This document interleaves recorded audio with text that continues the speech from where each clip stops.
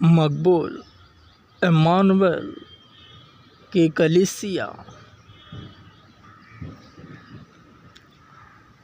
यानी अदन की वाटिका है,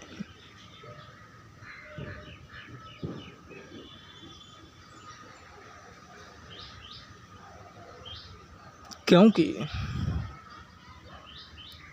जैसा जैसा पवित्र शास्त्र बाइबल में लिखा है वैसा वैसा ही हो रहा है।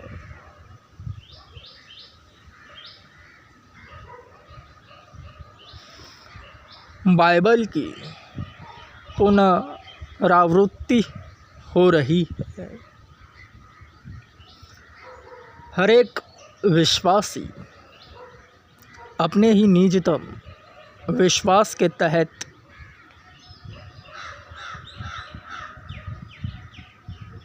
उसका अध्ययन करता है और उसके विषय बातें करता है।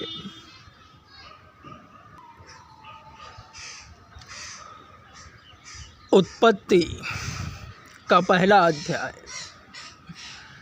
जेनेसिस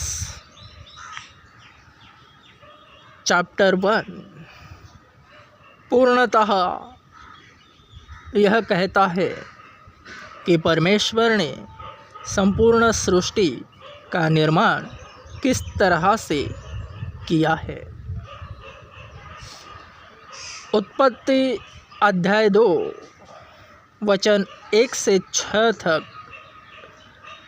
1 to 6 1 से 6 तक 7वां दिन दर्शाया गया है। अर्थात 7 दिन में यहोवा परमेश्वर ने सर्व सृष्टि का निर्माण अपने मुख से बोल बोल कर किया है।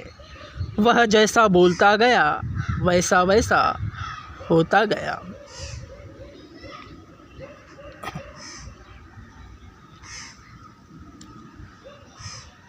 आदम को यहोवा परमेश्वर ने खास रीति से बनाया है। उत्पत्ति 2 का 7 यूँ कहता है कि परमेश्वर ने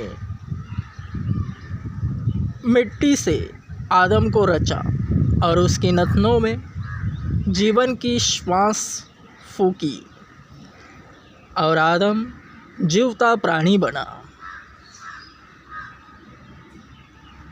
उत्पत्ति 2 का 7 के तहत आदम के विषय यही कहा गया है। अर्थात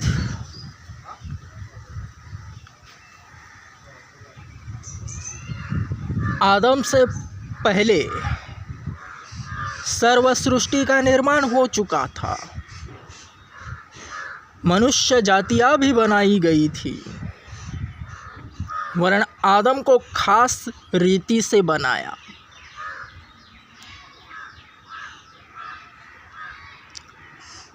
उत्पत्ति 2 का 7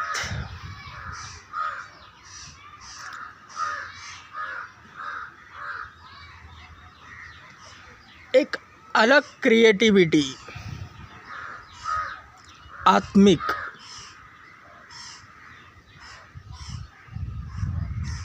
हालांकि वो था स्वाभाविक, क्योंकि वह प्रथम मनुष्य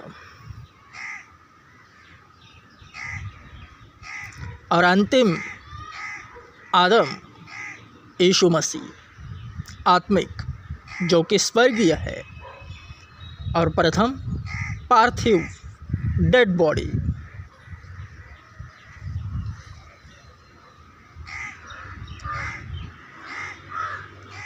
तो आदम को बनाकर उसके लिए अदन वाटिका बनाई गई ताकि उसके लिए अच्छी अच्छी सुख सुविधाएं बिना कष्ट के उसे उपलब्ध कराई जाए और वह उसमें आनंदित रहे। यहोवा परमेश्वर की छत्र छाया में परमेश्वर ने आदम को अपने प्रतिरूप में बनाया।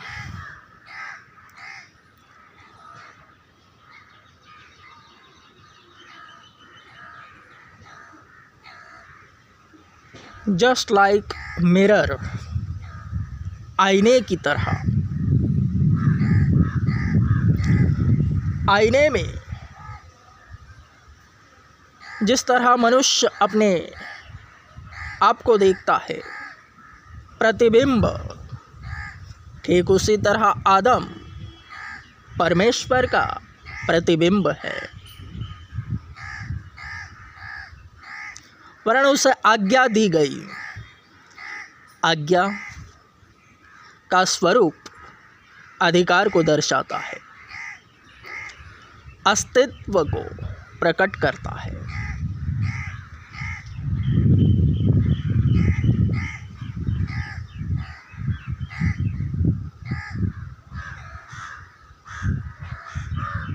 आदम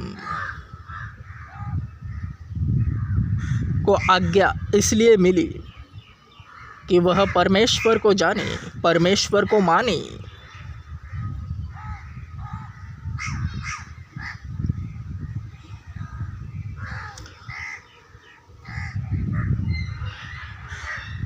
शैतान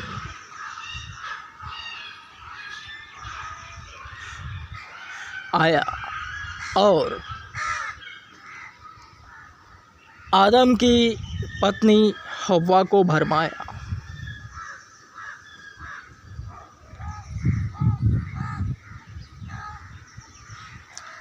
इससे पहले कि सर्व सृष्टि निर्मित हुई, आदम बनाया गया।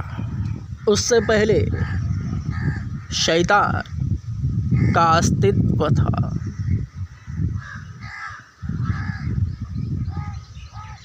क्योंकि शैतान बीच ही में कैसे टपक सकता है।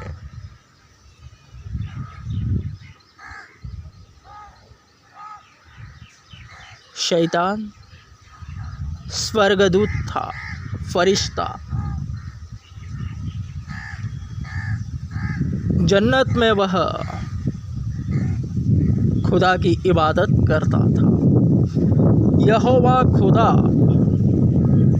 की वह आराधना करता था, आराधक था। वरन उसमें पाप समा गया कि वह खुदा की तरह बन सकता है, या फिर वह अपने आप को खुदा मानने लगा। यह तो स्वाभाविक गुणधर्म है। जो भी किसी भी क्षेत्र में कार्यरत होता है, जब वह काम करता है, आगे को बढ़ता है, ऊंचाइयों को छूता है, तो उसमें गर्व, घमंड आ जाता है, अहंकार। बॉस वास्तविकता में देखा जाए तो परमेश्वर ही है।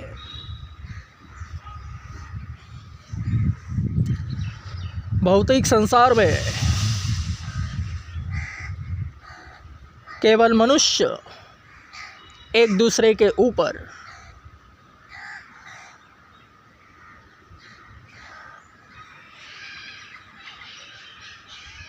अपनी अपनी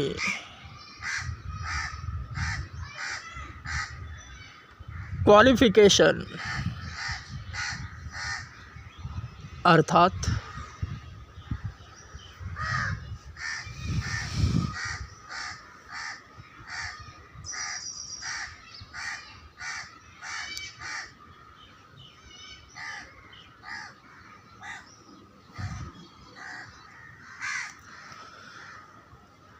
अपने ही गुणों से एक दूसरे के ऊपर ठहराए गए हैं। स्तर के अनुसार हर एक मनुष्य स्तरता के अनुसार दिखाई देता है।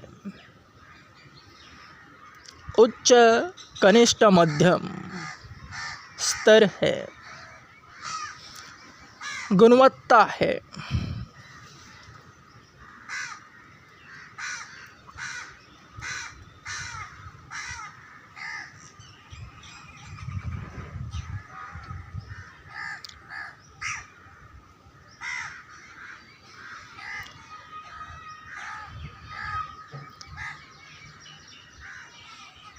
शैतान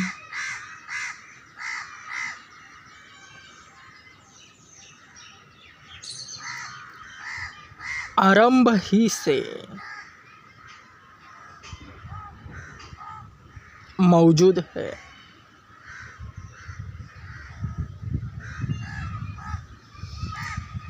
उसका वजूद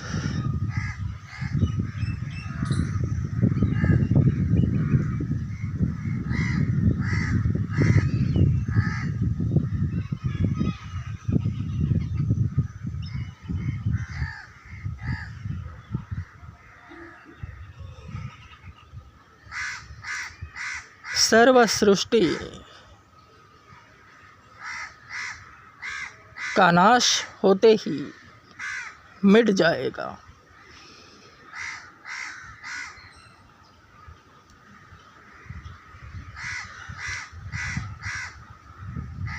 क्योंकि शैतान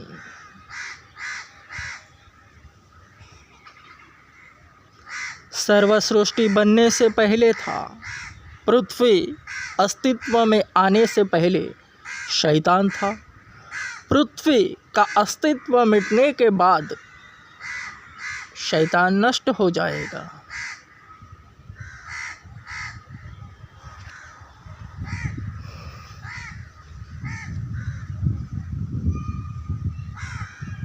सब कुछ पूर्ववत हो जाएगा।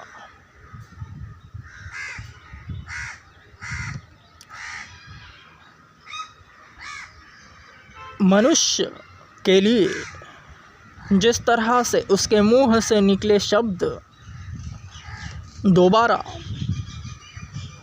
उसके मुंह के भीतर नहीं जा सकते, मुंह से निकले शब्द निकल गए हैं, वरन परमेश्वर के लिए, यहोवा खुदा के लिए कुछ भी असंभव नहीं। जिस तरह से खुदा ने बोल बोल कर सब कुछ बनाया, तो वह अपने शब्द फिर से अपने मुंह के भीतर ले सकता है। जैसे जैसे उसने बोला वैसे वैसे होता गया। तो वह जैसे जैसे अपने शब्दों को वापस ले लेगा, तो वैसे वैसे जो जो उसने बोला है वो समाप्त होता जाएगा। रिवाइंड हो जाएगा। यानी जो बना है वो मिटेगा भी, जैसे बना वैसे मिटेगा। रिवाइंड, सीन रिवाइंड हो जाएगा।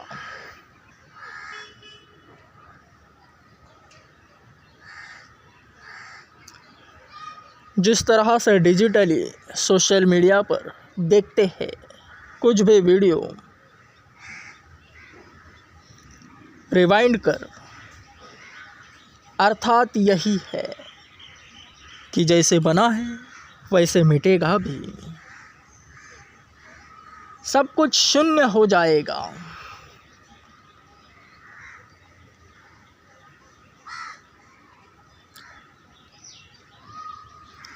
तो शैतान ने जिस तरह से आदम और हव्वा को बहकाया और उनका पतन करा, क्योंकि शैतान को केवल यही अधिकार है कि वह मनुष्यों को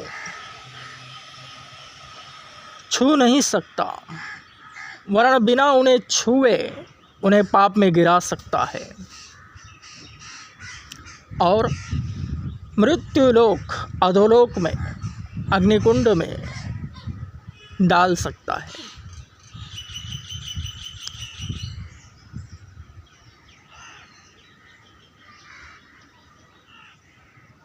शैतान मनुष्यों को पाप करने के लिए भाग पड़ता है।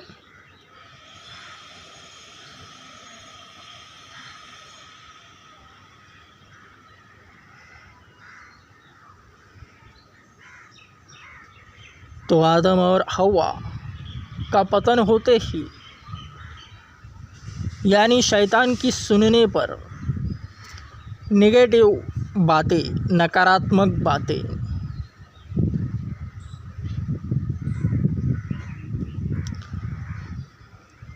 Think negative be negative, think positive be positive, शैतान की सुनोगे तो शैतान की तरह बन जाओगे।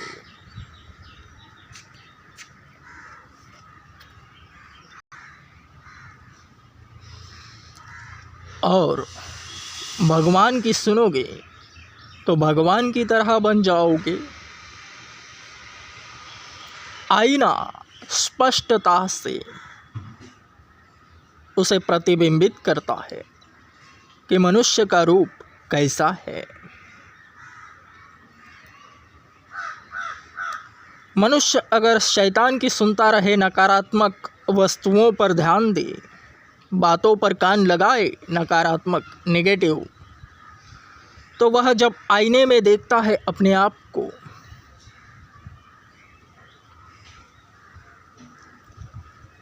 तो वह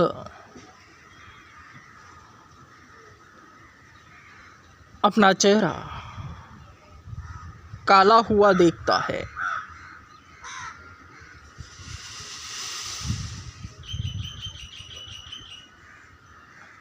वरन जब वह नकारात्मक बातों की ओर ध्यान नहीं लगाता, अनसुनी करता है, केवल सकारात्मक बातों को सोचते रहता है, तो जब वह अपने आप को दर्पण में देखता है तो उसका चेहरा उजला हुआ नज़र आता है। वह स्वयं अपने चेहरे को देखकर आँख मिचकाता है। उसकी चमक उसकी स्वयं की आँखों को भाती है।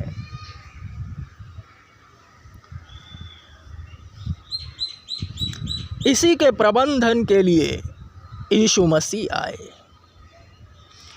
क्योंकि जब आदम और हव्वा का पतन हुआ, उनके ज़रिए पाप उत्पन्न हुआ और पाप अधिकतम बढ़ गया, तो यूहन्ना 3:16 आप ही लागू हुआ।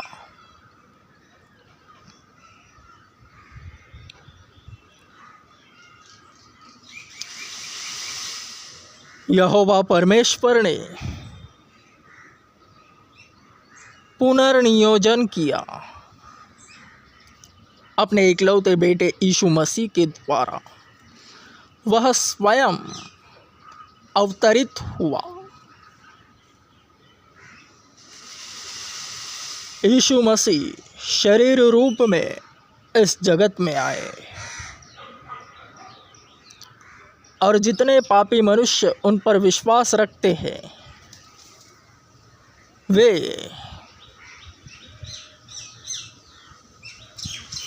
आत्मा में चले जाते हैं, यानी अदन वाटिका में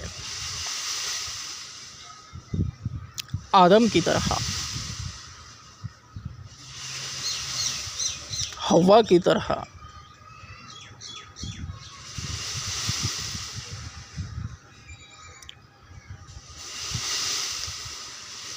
तो यहाँ भी भले या बुरे ज्ञान के वृक्ष का फल जिस तरह आदम और हव्वा के वक्त था, वह इस वक्त भी है। वह केवल यही कहता है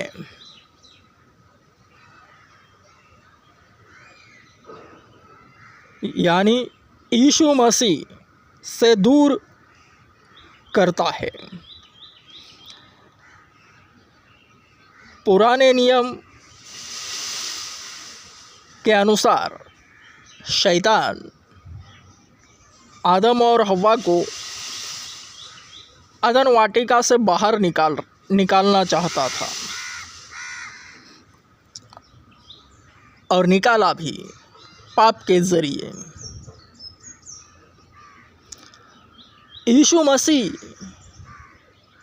पर विश्वास लाने से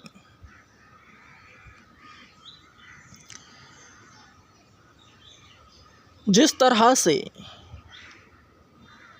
आदम की रचना हुई मिट्टी से लेकर और उसके नथनों में श्वास फूंका गया और वह जीवता प्राणी बना, उत्पत्ति 2:7 के तहत, ठीक उसी तरह यीशु मसीह पर विश्वास लाने से, उसका स्वीकार करने से यूहन्ना अध्याय 1:13 के तहत हर एक विश्वासी न लहू से न मनुष्य की इच्छा से वरन परमेश्वर से उत्पन्न होते हैं।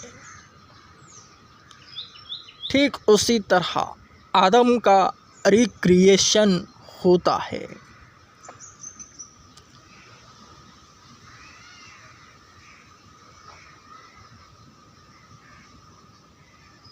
तो यहाँ पर भी भले या बुरे ज्ञान के वृक्ष का फल है। जो केवल यीशु मसीह पर विश्वास ना रखने के लिए कहता है, नकारात्मक बातों के तहत शैतान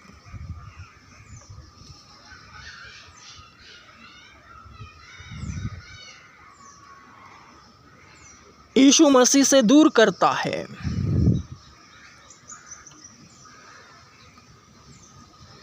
और शैतान ऐसा ही करता है इस युग में, नए युग में, क्योंकि यह युग बिना देखे उस पर विश्वास करने वाला युग है।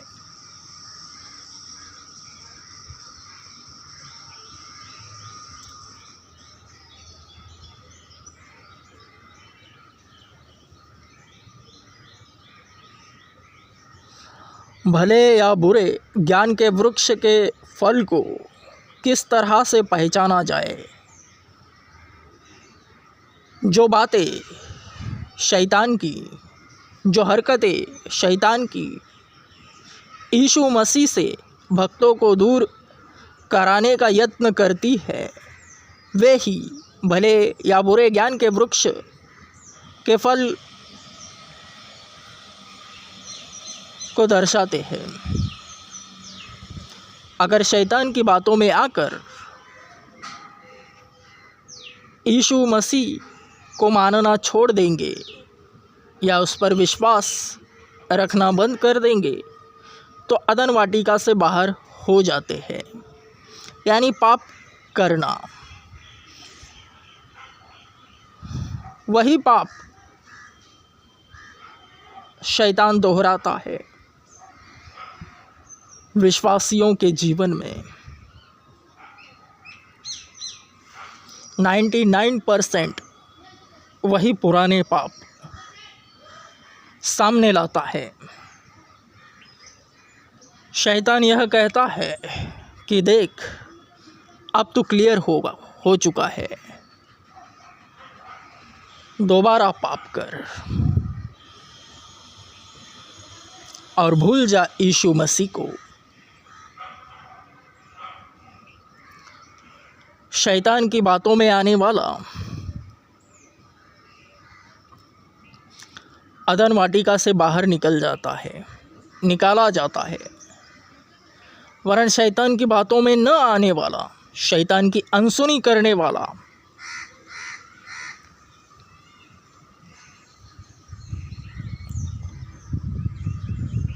यीशु मसीह की तरह परमेश्वर की दाहिनी ओर जाकर बैठता है। यही सत्य है। बाइबल कहती है। आमीन। मजबूत आमीन।